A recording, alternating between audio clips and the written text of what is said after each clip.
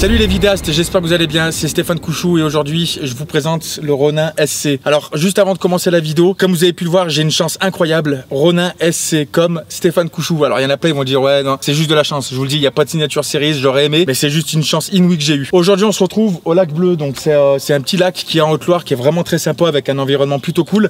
Et je vais vous faire des tests justement du nouveau Ronin SC. Alors je vais pas faire des tonnes de reviews dessus, c'est-à-dire les specs exacts, je vais vous donner vraiment les grosses lignes. Ce qui va m'intéresser à moi personnellement, donc je pense à vous aussi, donc combien il peut prendre en charge, le poids qu'il fait, les petites fonctionnalités qu'il y a en plus. Mais après rentrer dans les détails, c'est-à-dire que le Focus Wheel, et ben voilà, maintenant c'est tout intégré avec, c'est livré dans la mallette.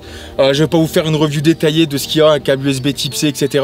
Il y aura tous les liens dans la description avec le descriptif complet de la boîte. La première chose que je peux vous dire, c'est qu'il est vraiment plus léger que le premier, donc il pèse 1,1 kg et on peut supporter une charge max de 2 kg. Donc franchement, je vous le dis tout de suite, il n'y a personne qui a un setup qui est plus lourd que 2 kg sur des boîtiers DSLR hybrides ou peu importe. Voilà, un boîtier plus on va dire un petit micro, etc. Ça dépasse rarement les 1,5 kg avec même une très bonne optique. Et en plus vous connaissez DJI, leurs moteurs sont très coupleux, donc on peut même mettre un peu plus de poids, je pense que ça passe. Alors moi j'ai essayé de mettre la Phantom dessus, elle est quand même beaucoup plus lourde, mais voilà, avec des boîtiers avec pas mal d'équipements dessus, donc un micro, des lampes LED, etc. Bah, ça passe très largement. Donc moi je vous le dis, et ça je vous le signe sur un papier, pour moi c'est vraiment le meilleur stabilisateur du moment et du monde.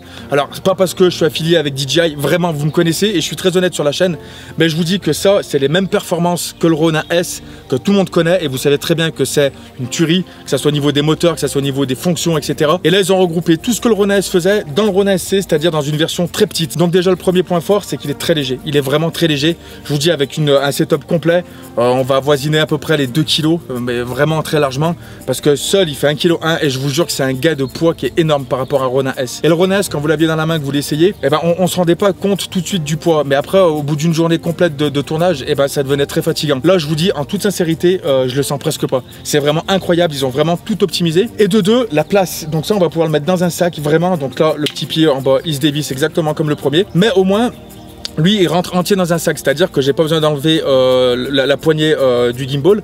Je peux vraiment le mettre comme ça, comme vous avez vu en début de vidéo, et ça c'est cool. Moi aujourd'hui quand je pars voyager, quand je pars faire de la vidéo, ce que j'aime c'est le run and gun, c'est-à-dire de tout avoir dans un sac, que ça soit les drones, que ça soit les stabilisateurs et les caméras, et au moins d'avoir vraiment du setup run and gun prêt à l'emploi et très rapide à déployer. Et ça aujourd'hui je pense que c'est le gros point que les vidéastes y cherchent, et DJI ils l'ont fait. Pour ceux qui me connaissent, je vais pas vous parler 15 ans de ce qu'ils livrent avec, etc. Tout est dans la description, c'est marqué, ils viennent de faire l'annonce, vous aurez vraiment toutes les specs exactes sur le site internet et ce qui est livré dans la boîte. Je peux vous dire que la boîte est comme ça, donc Ronin SC, et que dedans par contre ils ont vraiment rajouté tous les accessoires avec.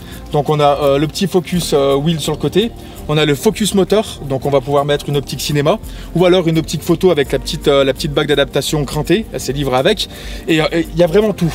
Grosse fonctionnalité qui est livrée avec, c'est le porte-téléphone. On a le Force Mobile, donc ça va servir à quoi? Et bah tout simplement ça va servir à contrôler le Ronin SC à distance directement depuis votre smartphone. Alors moi pourquoi je l'ai pas testé, parce que quand j'avais la version d'essai ça marchait que sur iOS, que sur ceux qui avaient des iPhones. Moi je suis sur Android, mais inquiétez-vous pas, ça marche pour les deux. Là maintenant que le produit est sorti, ça marchera pour les deux. Donc du coup comment ça fonctionne? Et ben votre téléphone il est relié en Bluetooth directement depuis l'application au Ronin SC, et sur l'application vous avez une fonction et ça va vous permettre d'utiliser en fait les gyros du téléphone. Ça veut dire que jusqu'à 10 mètres de distance, donc c'est maximum c'est 10 mètres, et ben vous allez pouvoir tourner votre téléphone, et ben le Ronin va faire exactement ce que vous le faites directement sur votre smartphone. Donc ça veut dire que moi si je tourne à gauche comme ça, et ben le Ronin va faire un petit pan à gauche. Si je fais à droite pareil, si je lui donne du tilt, je lui donne du tilt, si je reviens en arrière il remonte un petit peu. Enfin voilà, c'est vraiment très intuitif et j'ai vraiment hâte d'essayer cette option. On va avoir l'active track, il marche du feu de Dieu, je vous ferai voir tout à l'heure. On pourra faire du panneau, on pourra faire des timelapse, on pourra faire des suivis de mouvement timelapse, on pourra faire des points d'entrée, des points de sortie. On a vraiment tout intégré. Avec l'application on va pouvoir aussi faire des macro touches, donc je vais pouvoir gérer mon mode 1, 2, 3.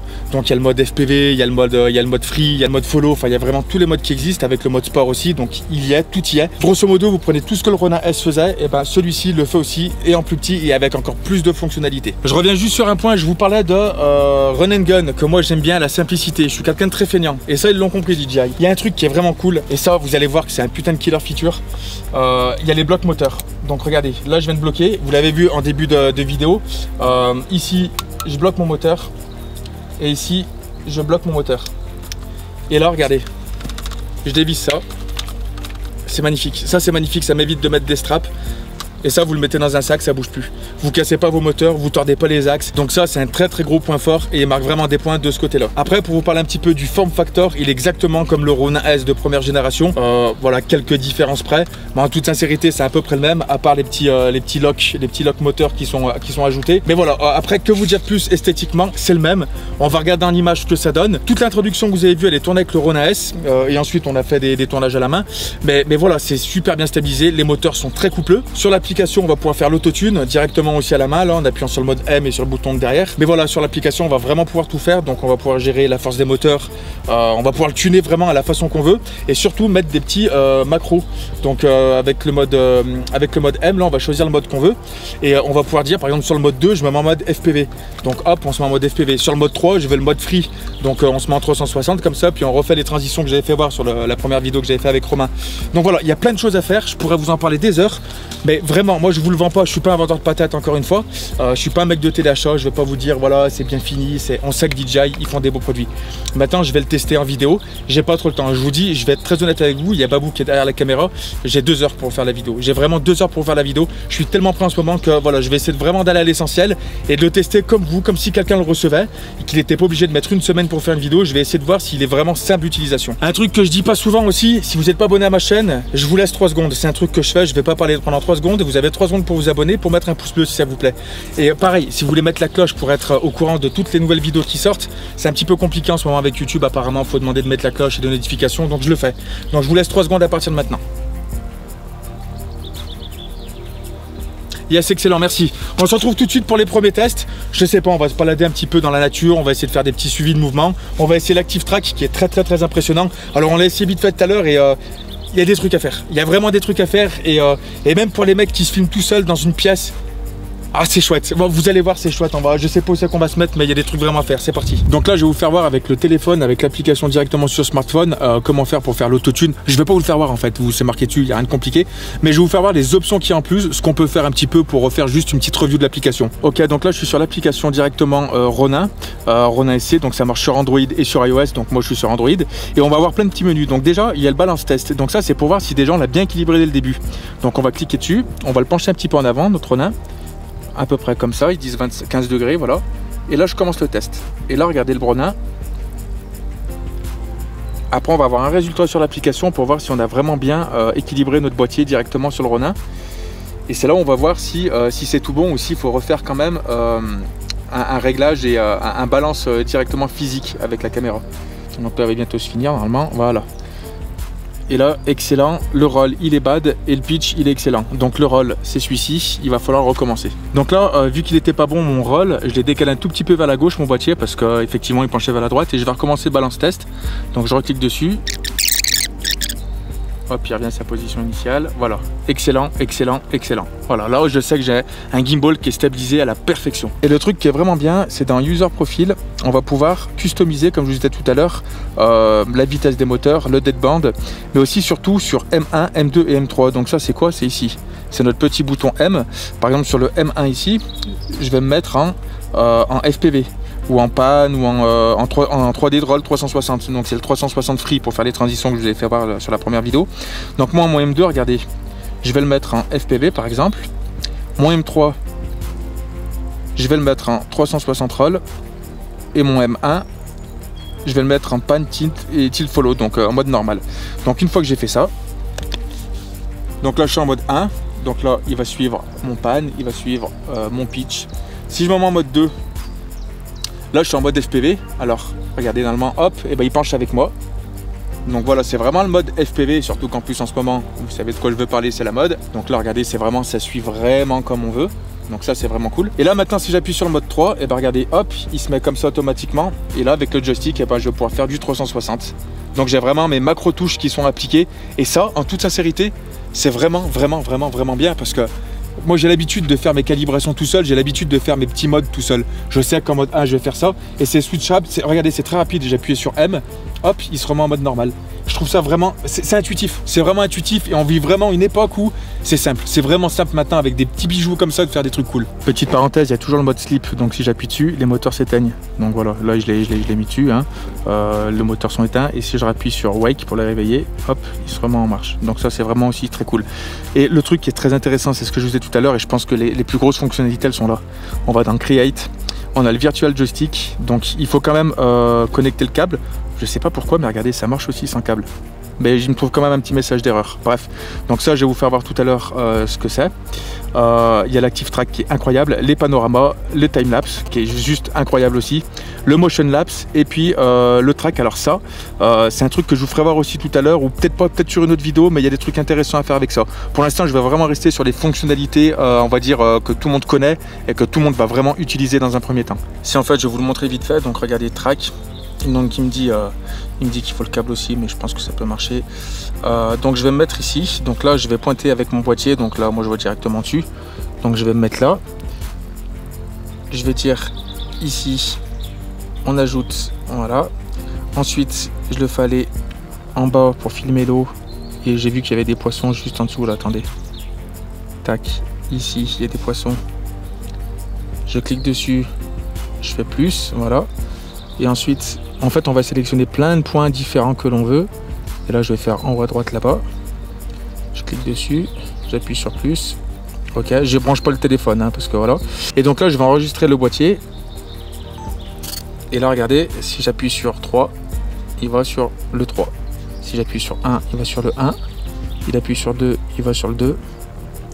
Voilà. Le 4, le 1. C'est vraiment bien foutu, quoi. Et là, ça c'est vraiment bien si vous faites du plateau par exemple ou des choses comme ça, ou si vous avez un petit setup chez vous, un setup de youtubeur ou ce que vous voulez, et ben voilà, vous calibrez exactement les points qu'il y a, voilà le côté d'une chambre, le côté d'un bureau, puis après vous sélectionnez exactement ce que vous voulez. Bon, ce que je vous propose avant de vous faire voir l'active track et toutes les petites options qu'il y a à droite à gauche, je vous propose de vous faire des petites images avec, parce que je préfère tester le matériel que plutôt en parler, même si c'est aussi intéressant d'en parler, parce que sinon ceux qui savent pas ce qu'il fait, bah, c'est toujours compliqué. Mais je vais essayer de faire des petites transitions. Là je suis en mode 2, ouais. Je suis sûr qu'il y a moyen de faire des transitions un petit peu organiques en faisant des trucs comme ça, là, vous savez ce que je veux dire, mais cette fois-ci avec un espèce de vrai gros roll en fait. Il y a vraiment un truc cool à faire comme ça là, je trouve. Je vais essayer ça et puis je vais vous faire des petits plans un petit peu cinématiques pour voir un petit peu ce qu'il donne au niveau quand même de la stabilisation, parce que moi c'est ce que je recherche avant tout, c'est de savoir s'il stabilise bien, si les moteurs sont coupleux, si enfin voilà, on se rejoint tout de suite.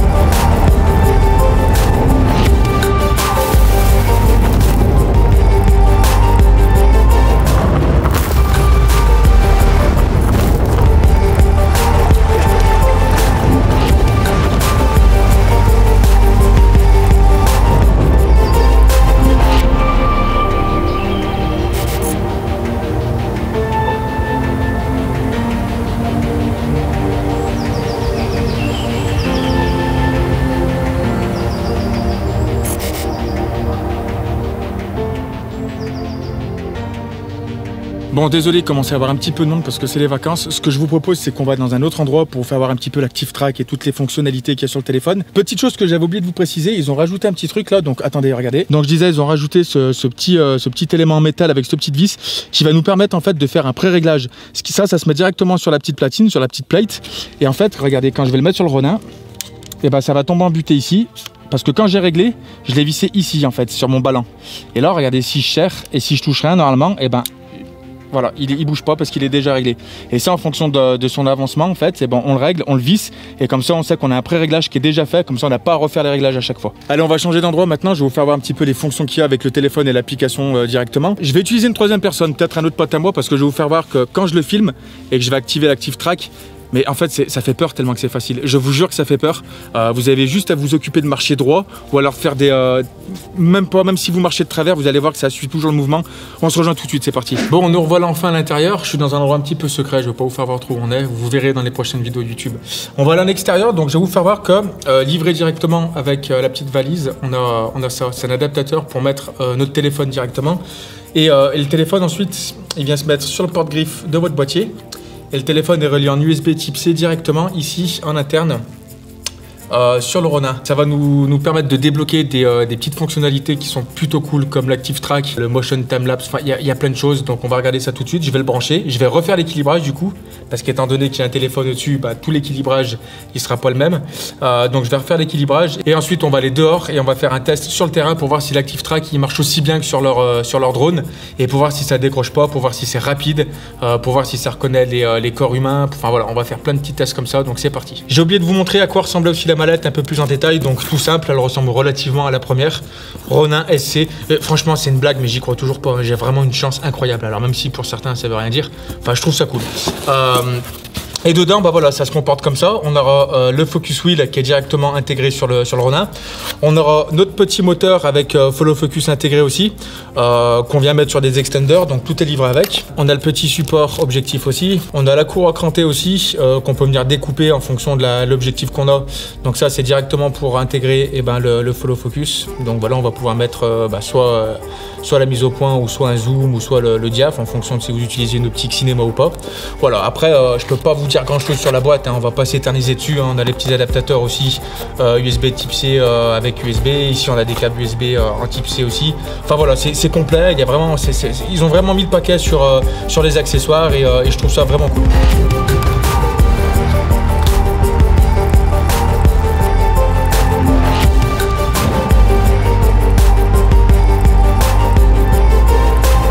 On est en extérieur, donc on est dans un petit chemin bien paisible à la campagne. J'ai rejoint mon collègue Mickaël avec qui on va utiliser l'Active Track. Donc sur le téléphone, sur l'application directement, on va avoir Create, c'est un petit logo qui s'appelle Create, on va cliquer dessus et là on aura toutes les fonctionnalités. Alors on aura le virtual joystick, on aura l'Active Track pour faire les panoramiques, le tracking de points comme je vous ai fait voir la dernière fois pour sélectionner une scène, la fonctionnalité de time-lapse, le motion lapse aussi, donc faire un time-lapse mais motorisé de gauche à droite, enfin avec différents points. Et aussi ce que je vous ai fait voir tout à l'heure, faire du multiscène, donc le track tout court. Donc ça on va pas l'utiliser, je vous ai dit c'est bien quand on est tout seul en studio, ça peut vraiment aider à faire du multicam, à faire des changements de points, ça c'est intéressant. Là on va quand même rester sur ce qui nous intéresse, c'est l'Active Track. Donc j'ai cliqué dessus, donc là le téléphone, il y a la caméra qui s'allume automatiquement. J'ai mon collègue qui est là-bas, je vais juste détourer sa tête, voilà. Et là normalement déjà, s'il bouge de gauche à droite, vas-y Mick. Là vous voyez déjà, regardez, je fais rien, vas-y, c'est nickel. Donc déjà ça marche plutôt bien.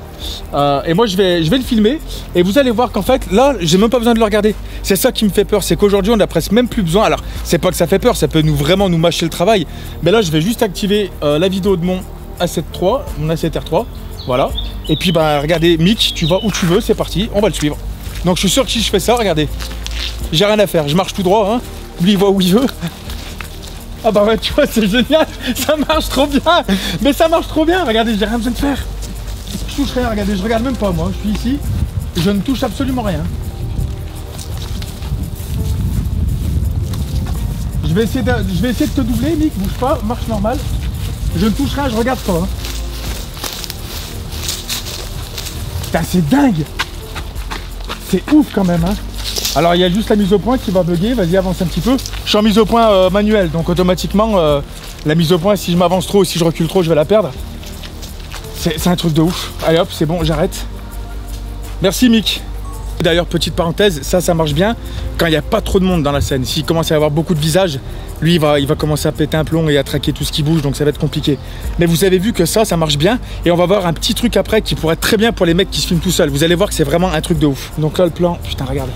Regarde. Il chope Mick là, ça filme là. Là mais laisse-le ça en vrai, hein. C'est ouf hein. Il te chope toi là. Ah, il va regarder. Il te chope toi. Et regarde, là vu qu'il l'a chopé, du coup regarde, je suis en mode free. Il est vraiment loqué le truc. Donc là si je tourne autour de lui, donc je garde la mise au point par exemple, je vais juste garder une distance. Là je suis en mode fast. Donc là j'ai même pas besoin de regarder, j'ai juste à faire une spin. Donc là je m'occupe même plus de mon écran, je m'occupe juste du sujet, à garder la même distance focale. Comme ça je garde ma mise au point. Et là, regardez le plan que ça doit faire un plan incroyable. Alors là, je suis au grand angle, ça va pas faire une sensation cinématique.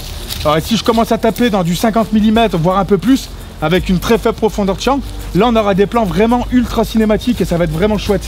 Mais là franchement c'est ouf hein, et ça peut faire tac. Fais voir, ouais il chope tout de suite hein. Ah c'est balèze hein. Et fais voir si ça prend le tilt et tout. Putain tu peux faire des plans grues. Tu vois ce qu'on est en train de faire ou pas? Regarde. Regarde joli plan grue. Donc là il traque la tête hein, par contre hein. Tac. Ah, ça marche bien. Hein. Oui, ça marche bien. Vous avez envoyé DJI là. Pour les mecs qui se filment seuls, qui n'ont pas de cadreur pour faire leurs vidéos, qui sont dans leur studio, qui veulent présenter un truc dehors, regardez ce truc de malade. Mick, je vais venir à ta place, tu vas faire le point sur moi, donc j'enregistre. Ok, allez vas-y. Ça j'adore ça. Ça y est? Eh ben allez, moi je vais tourner autour. Ça fait flipper. Ah, c'est ouf quand même. Hein. Donc voilà, donc là je peux présenter par exemple ce que je veux. Et j'aurai toujours, regarde, hop, je vais essayer de le feinter. Ça marche bien, je dois être en contre-jour là, mais c'est pas grave. Ok, vas-y, tourne Babou. Ça marche bien. Hein. Si je me rapproche, est-ce qu'il chope la tête? Putain, mais oui, hein. C'est ouf. Hein. Ça me fait flipper, moi. En vrai, c'est une dinguerie ce truc. Bon, regardez, c'est ce que je disais. Les stabilisateurs aujourd'hui, c'est bien, ça stabilise, mais quand on commence à avoir des options incroyables comme ça dessus, ça vous mâche le travail, de ouf. Donc là, et si je vais de plus en plus vite, je sais pas s'ils sont en mode fast ou slow. Ouais, mais ça marche bien. Et si je me tourne, j'essaie de le... ça marche bien. Hein. Ah, je suis refait. Je vais voir s'il prend le tilt aussi, jusqu'à quand.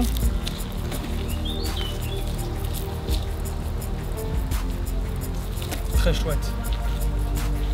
Franchement, ils ont vraiment envoyé du lourd. Bien évidemment, pour vous vendre le truc encore jusqu'au bout, ça ne traque pas que les humains, que les voitures ou les choses comme ça. On peut faire aussi un track box. Là, j'ai un arbre. C'est comme si vous avez une montagne, vous êtes en vacances, une montagne. J'en sais rien, moi, il y a la façade d'un restaurant, vous voulez filmer. Il y a la contrainte un petit peu, vous êtes dans un taxi ou je sais pas, vous êtes juste en ligne droite et il faut faire un léger panne. Et ben là, je vais juste faire ça autour de mon arbre. Il va me le trouver. J'enregistre mon plan. Et là, à l'aveuglette, normalement, si j'avance juste et je gère ma stabilisation, je regarde pas encore une fois. Hein.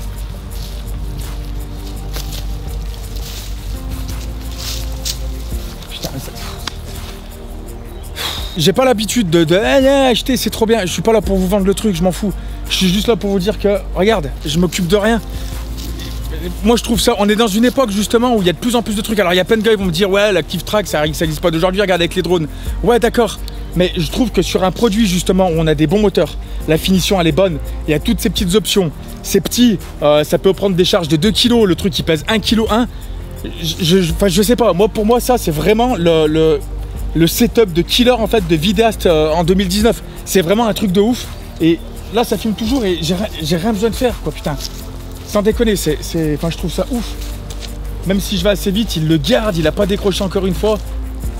C'est vraiment balèze quoi. Les charpentiers de l'image, j'espère que cette vidéo vous aura plu. Alors, je pense qu'il y a beaucoup de gens qui se posent la question, combien ça coûte? Alors, ça coûte ce prix-là. Écoutez-moi, si je fais ça, regardez, le prix normalement il est là. J'ai les prix que 2 jours avant. Là, je tourne 1 mois avant la sortie du produit, à peu près. Je ne connais pas les prix, je suis honnête avec vous. Je vous le dis en toute transparence. C'est pour ça que je peux pas vous dire s'il coûte cher ou pas. Je suis honnête avec vous, ça doit se voir sur mon visage, mais au moins il n'y a pas de mytho sur la chaîne. Mais le prix est affiché juste ici, ou alors prix supposé, on va dire. Donc il peut varier. Donc je mets quand même des guillemets là-dessus. Si cette vidéo vous a plu, si vous n'êtes pas abonné, je reprécise encore qu'il y a le bouton s'abonner en dessous. Franchement, ça me donne des coups de main. C'est grâce à vous que je peux avoir des produits en avant-première, que je peux faire des voyages genre Paradex et des choses comme ça.